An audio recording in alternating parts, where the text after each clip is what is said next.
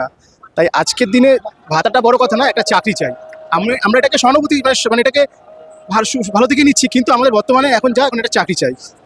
দেখুন, আজকে আমাদের এখানে আসার একটাই উদ্দেশ্য, পিএসসি কিছুদিন যাবৎ মানে বছর খানিক ধরে দেখছি রিক্রুটমেন্টের কোনো স্বচ্ছতা নেই, প্লাস রিক্রুটমেন্ট আজকে একটা রিক্রুটমেন্ট হতে প্রায় 4 বছর লাগিয়ে দিচ্ছে।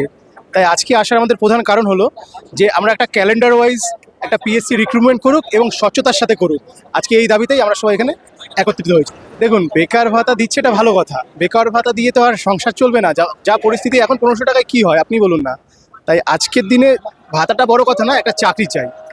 আমরা এটাকে সহানুভূতি মানে এটাকে ভালো দিকে নিচ্ছি, কিন্তু আমাদের বর্তমানে এখন এখন একটা চাকরি চাই।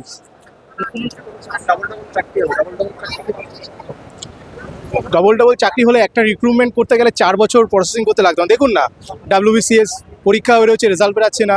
ফুড SI কবে হয়ে গেছে, তাও পরীক্ষা হচ্ছে কিন্তু রেজাল্ট বেরাচ্ছে। রেজাল্ট আমাদের এমন এমন প্রার্থী যাদের আমরা আগে কখনো নামই দেখিনি। তো আজকের দিনে দাঁড়িয়ে আমার মনে হয় একটা ক্যালেন্ডার ওয়াইজ স্বচ্ছতার সাথে চাকরি খুবই প্রয়োজন, যেটা পিএসসির মাধ্যমে হচ্ছে না।